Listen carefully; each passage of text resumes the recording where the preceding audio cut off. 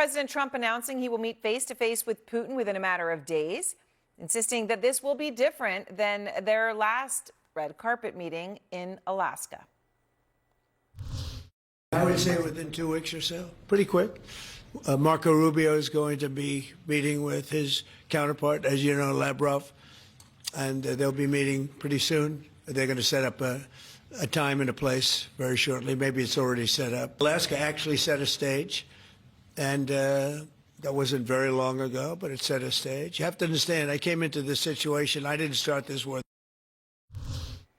Trump's announcement coming after he spoke to Putin on the phone for a really long time, 2.5 hours.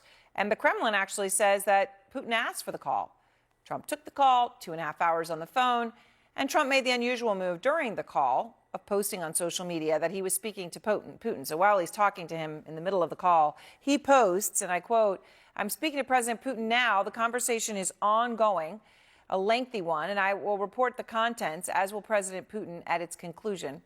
All this happening as Ukrainian President Volodymyr Zelensky just landed in Washington for his meeting with Trump tomorrow at the White House, a meeting where Zelensky is expected to push Trump for American Tomahawks long-range missiles, which could give Ukraine the ability to strike Moscow with missiles, not just drones. Out front now, Democratic Senator Mark Kelly of Arizona, member of the Armed Services Committee, also a retired Navy pilot who flew more than 36 missions during Operation Desert Storm. Senator, I appreciate your time. All of this coming up rather quickly today. Who at this point, in the context of where we are, has the upper hand in a second Trump-Putin meeting, which, frankly, nobody anticipated was going to happen, never mind soon? Well, I think the president made it clear things happen in 2 weeks. We hear that a lot from him. This is going to be in 2 weeks. It's obvious to me that Putin is stringing along Donald Trump. There's going to be another meeting. There's no promise of anything. Putin continues to attack women, children, old people. He's attacking hospitals. He's killing civilians intentionally. Zelensky, by the way, the Ukrainian military, they do not do that to Russia. This is a two-sided war with different standards and morality involved. Ukraine's defending itself. I think the president needs to sanction Russia significantly and put some real conditions before getting any kind of a meeting. That's what any other president would do. I mean, he's going to roll right in there like he did in Alaska and get nothing for it.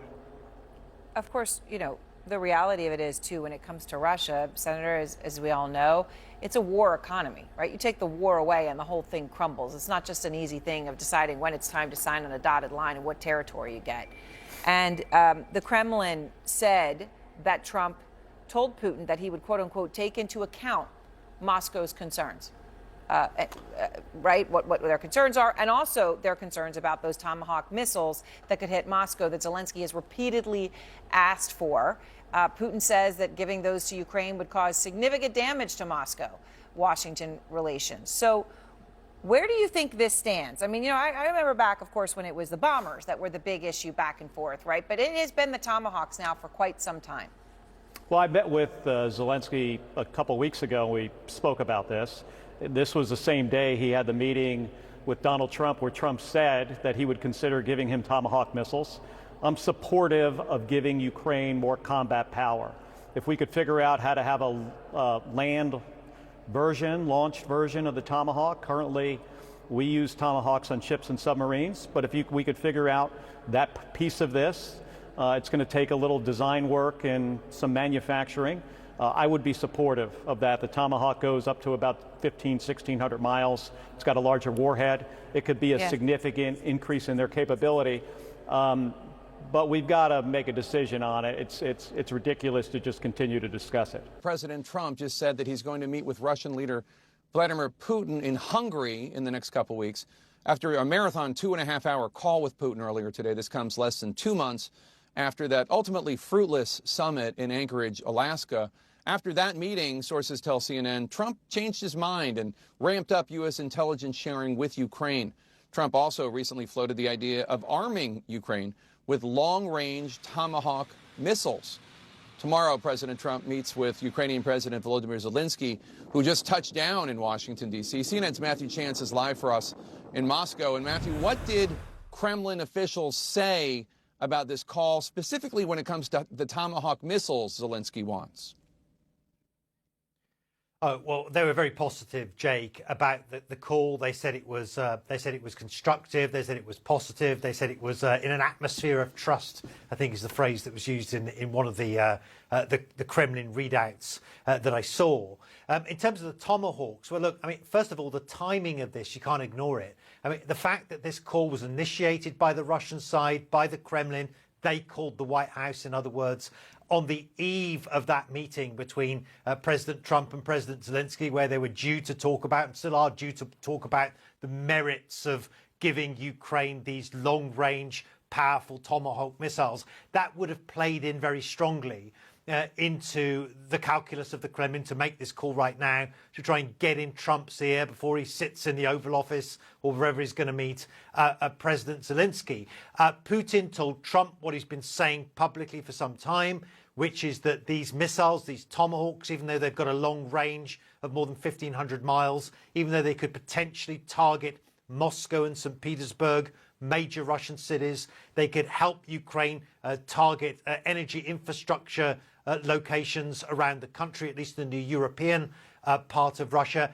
Putin saying he does not believe that these will have a significant impact on the battlefield. But what he does say, and what he stressed to Trump, according to the Kremlin readout, is that these would be considered escalatory and they would damage the relationship between the United States and Russia. And that's something, obviously, that President Trump apparently cares very deeply about.